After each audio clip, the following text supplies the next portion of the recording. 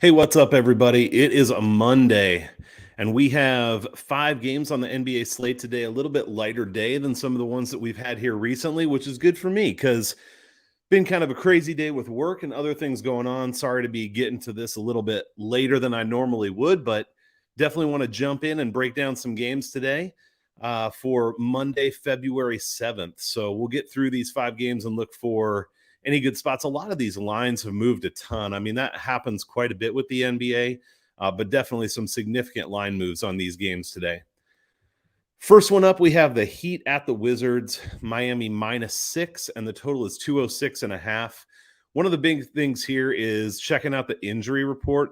So I should have pulled this up ahead of time. I know that Tyler Hero is likely out. Earlier today, Jimmy Butler was a game time decision. So let's pull this up and see where things are at. Butler's still a game time decision. Martin Strus, both game time decisions, and Tyler Hero is doubtful. Beal, as we know, is out, and then Daniel Gafford is out as well, which does matter a little bit for size on the inside, but the Wizards do have Thomas Bryant back, so that definitely helps them on the size front as they go up against Miami, Bam Adebayo on the interior here. Both these teams are on one day of rest, and so coming in about the same on that front. Now, recently, Miami has struggled with their scoring. On this current road trip, they've scored 92, 104, 106, and 112. And the 112 is against San Antonio, who we know has a pretty brutal defense, a team that most people can put up a lot of points against. So 112 points isn't really that fantastic there. But Washington hasn't been great either. Washington is 2-8 in their last 10, and they have losses of 15, 14, 20, 29, and then 2 that were only 1 point, 1 that was 4, 1 that was 5. But if you look kind of chronologically here, the last 3 losses that they've had have been by 14 points or more. So Washington's not just losing lately, they're getting crushed. They've scored under 100 points in 4 out of their last 7 games, really struggling with scoring the ball. I think I had something here about their field goal percentage. Yeah, so they have shot 36% from three-point range at home, only 30.6% on the road. So Washington has been a little bit better at home than they have been on the road, and that's a slight positive for them here. Washington's been they've allowed between 112 and 119 and 6 of 10. So the reason that I bring that up is when I look back at the game log, I often look for patterns of if teams are kind of playing into certain areas. And with Washington, there's just a lot of consistency playing in those teens somewhere. And so against a decent offensive team, that's where I would look for them to score. But Miami is a decent offensive team. It's just lately they haven't been scoring well, as I shared at the beginning. So I think that's a little bit iffy. In the last 12 games, Washington is scoring 107.3 points per game at home, only 99.7 on the road. So there's a significant difference there for Washington based on where they're playing. And when you look at this total at 206.5, I mean, Miami is definitely a solid defense. I think if Butler sits, it makes a difference. And if you look at generally how Washington has been scoring at home, and you think they can get in that like 102 to 105 range, which the stats would point toward them being able to do, then potentially this could be a decent spot to look at the over. But at the same time, with how bad Washington has been overall lately and Miami's struggle scoring the ball, it doesn't give you a ton of confidence. It kind of leaves you in the middle there. Miami allows opponents to shoot 33.7% from three-point range when they're away from home. So kind of right in that middle of that range of where Washington has been shooting. So when I look at this matchup, certainly Washington in the last 10 games, the last couple of weeks here, has been one of the worst teams in the league with how they've been playing. Matchup-wise, I don't think this is the worst matchup for Washington. I think there are teams that have more significant advantages over them based on the roster. I think having Thomas Bryant back helps if he can stay out of foul trouble going against Bam Adebayo. Miami's a team I love. I think they can be the best team in the East when they're healthy. And they certainly have more talent than Washington does right now. But I'm not incredibly confident that Miami is going to just come out and truck them in this position tonight. A few of the trends that I'd look at here, Miami is 7-3 against the spread in their last 10 when they're playing on one day of rest. Pretty solid. Wizards are 1-5 against the spread in their last 6 following a straight up loss, and they're 0-4 playing on one day of rest in their last 4. 0-5 ATS in their last 5 home games. So a lot of trends here that are pretty negative for Washington and some decent ones for Miami.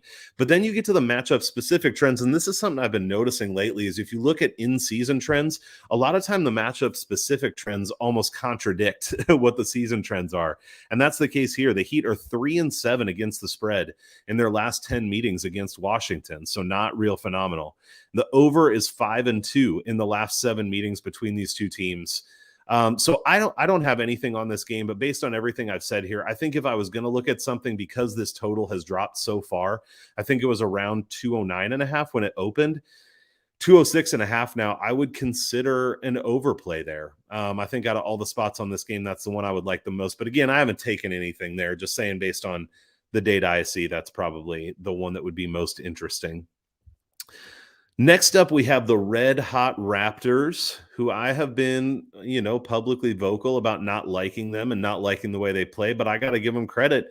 They're on another hot streak here, just like they went on right after Christmas, and then they kind of dropped off some, but it seems like they're making another strong push, playing really well. The Hornets are exactly the opposite, playing like trash for the most part over the last 2 weeks. A little bit hard to cap because they are very inconsistent. They'll score under 100, and then they'll score the one game they scored 150 or whatever it was.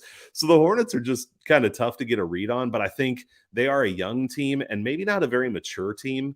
And so they are really inconsistent and kind of hard to get a read on.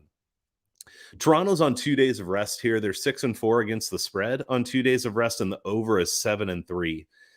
In their 10 away games since Christmas, Toronto scored 109 points or less in 9 of them. They did score 117 against Milwaukee, but that was 9 games ago. So now for 8 straight, obviously 109 is not a crazy low number, especially for a team that plays slow like Toronto, but they haven't been scoring the ball at a tremendously high rate in recent history here. They have given up 105 points or less in 7 out of their last 8 away games. So they're playing well defensively. Again, they do play slow, so that limits the number of possessions, but they're holding teams down defensively and not necessarily going off offensively. Charlotte on the other side, they scored under 100 in their last game. Every time they've scored under 100 points this season, they've bounced back with at least 107 in the next game. And they scored 86 against Miami in their last game. So if the trend continues, I think it was something like 8 times this season that they've scored under 100 and then come back with a minimum of 107. So look for them to at least bounce back a little bit here, though they are playing a team that's been playing really well on defense. In their last 10 games, Toronto's averaging 118.4 points per game at home, but 108.4 on the road. So again, the road's just a spot where Toronto still plays well. They have a better offensive rating than defensive rating. I'm not saying it's not a good spot for them in some senses, but they haven't been as strong offensively away from home. Their last 5 games on the road, their pace has been 93.46, which is so slow. So again, just to reiterate, this is a team that plays really slow, especially when they're on the road. In the last 10 games, Charlotte has an offensive rating of only 101.2 at home and 119.9 on the road. So it's almost exactly the opposite of Toronto, who plays better offensively at home. Charlotte, in recent memory here, I'm not saying for the whole season, has played much better offensively when they're on the road. And the reason for this is their shooting. At home, they're shooting 41.3% from the field, which is pretty bad, 49.7% away from home, 27.4% at home from three-point range, 40.3% away from home. Now, this is one of those spots, again, where you kind of have to make some determinations about what you think is going on. You could look at that and say, man, Charlotte just plays like shit at home. I'm not going to do anything with them when they're there. And lately, you would be right. That is how it's been. But on the other hand, you could say, they haven't shot that poorly at home across the whole season. And so there's got to be some regression coming. They're due for some home games where they shoot the ball better. They've just been off a handful of times in a row here. And so maybe because of that, you actually like Charlotte to bounce back, and maybe you're getting a good price on them because they have been so bad at home. These are the things you kind of got to figure out which way you want to lean with the data and what's been going on. Charlotte, just to reiterate with their shooting, they've shot under 30% from 3-point range. 5 of their last 10 games. So to shoot in the 20s 50% of the time, they are definitely in a shooting slump. Question is whether that continues or not. Looking at trends here, there are definitely some positive trends for both teams. The Raptors are 4-0 against the spread in their last 4 games following an ATS win, 5-2 in their last 7 on 2 days of rest. Hornets are 5-2 in their last 7 following a straight up loss of more than 10 points. However, the Hornets are 0-5 in their last 5 games played on 1 day of rest and in their last 5 home games. So they do have a couple really, but that should be expected with the data I just shared about how they've been playing lately, right? To be 0-5 ATS in recent memory is not surprising. In terms of those matchup specific trends, this is again where I would say those in-season trends definitely point toward the Raptors, but the Raptors are 1-5 against the spread in the last 6 meetings between these two teams. The over's 3-1-1 in the last 5 in Charlotte. So this is a game that I think is a little bit tough to cap because you have to decide whether you think Charlotte is truly in a slump or even trending downward where they're going to continue. It feels like a little bit of a trap spot because the Raptors have been playing so well and the Hornets have been playing so poorly. I honestly thought when I went to look at this line that it might be like Toronto -3.5 or something, or -4. But when it first opened, the Raptors were actually +1.5. So it does feel a little trappy in terms of the line there. Not something that I'm super excited about getting involved with. And then with the over-under, both of these teams play worse offensively in the situation they're in tonight. So I would not be interested in the over. This feels like an under or pass for me. And 223 is not incredibly high between these two teams. So probably more toward the pass, but that's where I would go just based on what I'm seeing here in recent memory. Next up, we got the Suns at the Bulls. The Bulls on a back-to-back after getting beaten last night. They are 6-4-1 against the spread on a back-to-back, so not too bad. You know, I always do look, are there teams that you really want to stay away from on a back-to-back? And I wouldn't say that Chicago falls in that category. Although not having Zach LaVine has definitely put a heavy workload on DeMar DeRozan. If you watched that game last night, it was basically dribble down the floor, give the ball to DeMar, let him go to work one-on-one and try to make something happen. So, I mean, it wouldn't be shocking to see him be a little bit tired tonight. I don't know if Chicago would even consider resting him, especially if LaVine does play. So I would watch the injury report and any news that comes out there. Chicago is 9-2 to the over on back-to-backs. So, you know, most of the time they're going over in this situation. Chicago scored 125 points or more in 6 of 12 home games since Christmas. They scored 110 or more in 9 out of 12. So they are absolutely putting up points at home on a regular basis. On the other side, as you might expect, they're giving up quite a few points too. They've allowed 115 or more in 7 out of those 12 games at home since Christmas. So that's where this total, I mean, regularly scoring 115 plus, regularly giving up 115 plus. It's not surprising the total sits where it does. Phoenix hasn't scored under 100 points in consecutive games this year. That's a low bar with a total this high, but they did score under 100 points in their last game against Washington. So we got to point it out at least. They scored 95. So I wouldn't expect them certainly to be that low, and definitely not against this Bulls team who hasn't been offering much defensive resistance, especially on the interior. I haven't been the biggest fan of DeAndre Ayton this year. And I've shared numerous times how Phoenix's offensive and defensive numbers are actually slightly better when he's out than when he's in. But he is a good player, and over time, I would expect that to change. And for him to contribute positively, I think this is a game where he could do that. Vucevic is not a great post defender, so I think Ayton should be able to have a really solid game inside in this one.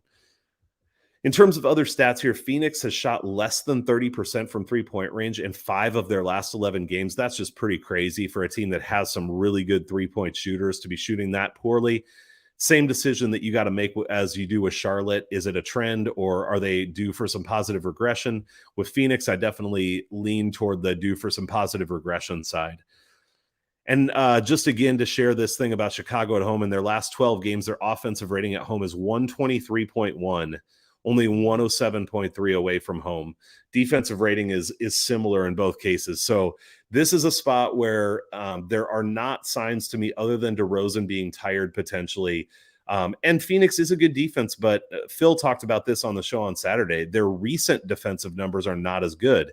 They're going to be a really good defensive team in the long run, but I don't know that I'm incredibly afraid of them in this spot. So I think the Bulls can score definitely think the Suns can score. In terms of the spread, it just is getting a little wide. The Suns are 6-1 against the spread in their last 7 road games. But the Bulls are 4-0 against the spread in their last 4 home games. So again, we just have this clash of a team playing well on the road, a team playing well at home. And so the spread, I think, is something I'd stay away from. The only thing I'd look at on the spread here, and I said this last show, I think when the Suns were playing Washington, I might look at going into the fourth quarter. The Suns have been so good closing out the fourth quarter that if they're down just a few points, I would definitely consider a play on them going into the fourth quarter. But other than that, I think in this particular spot, the spread's just too much. In terms of the over-under, the over is 8-0 in the Bulls' last 8 games with no rest. I shared that it's 9-2 to the over for the season, 5-1 in the last 6 home games. The under is 4-1 for the Suns in their last 5 road games, so they have played a little bit lower scoring games, but I think they've played some teams who just don't score as well either. So I don't have a play on this one either at this point on the over-under. I don't think. Actually, I have to look. Maybe I did when it was a little lower, but I think this is – I would say this game goes around 230, 231. So maybe there's a little bit of value there, but I don't think it's like a tremendous must-bet kind of value. But this is a game where I would look at the potential for an over because both of these teams have been doing well on offense. Next game up is actually one of my favorite spots of the day in terms of betting angles. So let's talk through it, and then I'll share with you what I'm thinking. Would love to hear, as always, would love to hear what you're thinking too. Golden State Warriors going to the Thunder. Golden State up to -12. They started out at -10 or 10.5 this morning. Total now down to 210. That total, I believe, was higher this morning as well. On 3 days of rest, Golden State is 4-1 against the spread. So they've had a long rest here coming into this away game. Oklahoma City's on 1 day of rest, and they've actually been really good this season, 19-10-2 against the spread on 1 day of rest. So really, really solid. And as we know, Oklahoma City has been playing well, especially defensively in their recent games. We're going to get into some of the numbers there, but we do at least have to give them some credit. They're out Shea. They're out Lou Dort. He's a game time decision, so he might be back tonight. Out multiple other role players, and they've hung in there and played pretty well. So we got to give them some credit. Now, Golden State has scored 120 or more in 5 of their last 6. I think that's really important. Now, granted, Oklahoma City plays slow, and they've been playing really good defense. But Golden State, when they're clicking, I don't think there's anybody in the league that can completely shut them down. The games where they've been scoring low in recent history since Christmas and stuff, I think a lot of that was them being really out of sync. Draymond being out, trying to incorporate Clay back in, that just was kind of creating a mess for them. It feels like their offense is getting going a little bit. And I don't think Oklahoma City can maybe slow the game down a little bit and keep them from going over 120, but I don't think they can totally stop them offensively. Golden State has allowed 106 or more in 5 of their last 6. So they, their defense has been good. Maybe it hasn't been as shut down as early in the season, but it's still been good. And in particular, their defense has been good against bad offensive teams. So I'm not going to go through all the names of all the teams here. But if you look at teams they've played recently who are bad offensively, they've allowed 92, 92, 103, 86, 82, 101, 99, 98. You get the picture. 2 games over 100, and those were 101 and 103. Now we switch to the Oklahoma City side, where without Shea, they have been winning games or covering spreads, but in 9 games now, they still have not scored more than 104 points without Shea. And most of those games have been under 100 points. So this is a team that hangs in games because they're able to limit the other team defensively, not because they can score. And I think this is a rough spot for them to continue to do that. Golden State, like I said, may not blow the roof off, but they're a good offensive team, and they're coming into their own right now. So I just think this is a rough spot for Oklahoma City tonight. The Thunder, I just wrote here, the Thunder have fought valiantly, but there comes a time when you're outmatched. And I think this game is that game where they're just outmatched, and I think it could potentially get ugly. In terms of some of the trends here, the Warriors are 4-1 against the spread in their last 5, playing on 3 or more days of rest. Thunder 6-1-2 against the spread in their last 9 games versus a team with a winning record. So that's a positive in the Thunder's category. 8-2-2 against the spread last 12 home games. So there are good numbers here for both sides, really. But when it comes to matchup specific trends, again, the Warriors are 7-3 against the spread in their last 10 in Oklahoma City, and the under is 6-2 in the last 8 in Oklahoma City. Here's what I'm thinking about this game. I actually took the Warriors -10 when I saw it. I think it was even late last night. Even at -12, I think it's not a bad spot. I mean, obviously, I'd rather have -10 than -12, but I don't think it's terrible. The other thing that I did here is I played the under on the Thunder team total and the over on the Warriors team total. From all that I said here, I just don't think that the Thunder are going to be able to really lock down the Warriors, but I think the Warriors can do that to the Thunder because every other team has without Shea. And so that, like, I've done that a couple times recently where it's like, there's a chance maybe I split those if it's a little higher scoring or lower scoring than I think it will be. But hopefully I get one of the two at least. And then in the right scenario, I get both of them. So that's a play that I kind of like here, but would love to hear any ways that you think of playing a game like this that are good. Hey, and who knows, maybe the Thunder will surprise us and hang in there with one of the better teams in the league, but it's not what I'm expecting. All right, last game of the day, the Knicks and the Jazz. Jazz still without Rudy Gobert, but they do have Donovan Mitchell back, so that's big for them. Both these teams are on one day of rest, and they both absolutely suck against the spread on one day of rest. The Knicks are last in the league at 11-23. The Jazz are second to worst in the league at 12-22-1. So neither one of these teams really likes to beat the spread when they're on one day of rest. The Knicks have scored under 100 points in 5 of their last 10 away from home. They just are not a good offensive team. And then even when they do put up a decent offensive effort like they did against the Lakers, they ruin it with a poor defensive effort. And then they just died in overtime too. But they've given up 110 or more in 5 of their last 10 away. So the Knicks really hang their hat on defense. And at home, they've been pretty filthy defensively. But on the road, not quite as much. Giving up 110 or more in 5 out of their last 10. This isn't a team that's going to win many games doing that. Now, the issue is whether they can get beat by 8+ in this spot, which I think is another question. Now, I did say Utah gets Donovan Mitchell back, and it definitely makes a difference for the Jazz. With him, they score 115.3 points a game. Without him, 108.1. With him, they allow 107.2 per game. Without him, 109.8. So between the two things, it's like a 9-point swing. It's really a big deal. Also was reading the Donovan Mitchell said after that first game back for him, he felt great. His legs felt as fresh as they felt in a long time, which makes sense when he's been out for a while. But I think this is a guy who could go on a little bit of a run here, especially without Rudy Gobert. He's going to need to carry the load. And so I like Donovan Mitchell in this spot, even though the Knicks defense can be okay.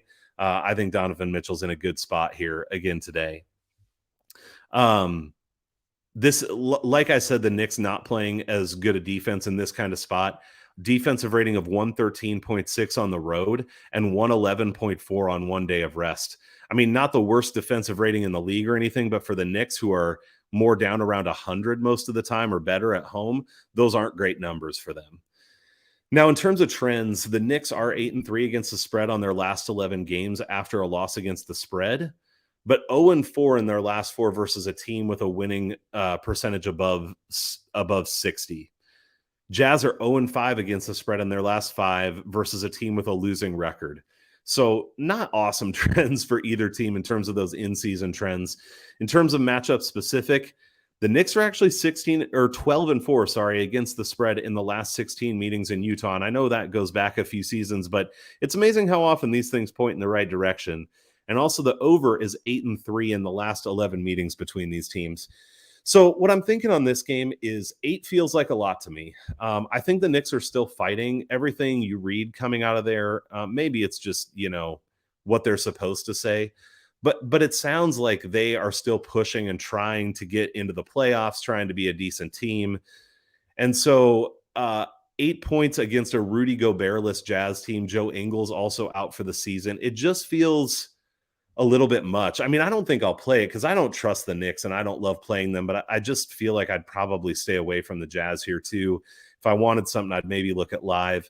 And then on the total, this opened at 213.5. I think I actually took a play on it at 213.5. And I do like it there, but I don't love it where it is now just because the Knicks could come out and lay an absolute egg. I do think I would still lean over 218.5 if I had to pick over or under. but it gets a little bit tougher at that number than it was before. All right, that is the 5-game slate that we have for today. Hopefully you found something informative in there that can help you make some great bets tonight. Hope you hit some stuff that works for you. As always, I appreciate any reviews on the podcast, especially the 5-star kind. don't need like 1 stars or something, but any comments, retweets, any of that stuff. I'd love to hear what you guys think too, as you hear what I'm sharing. What angles do you have? What are you looking to bet? Always love to grow based on what you're thinking as well. So hope you have a great day, and I will see you on Twitter.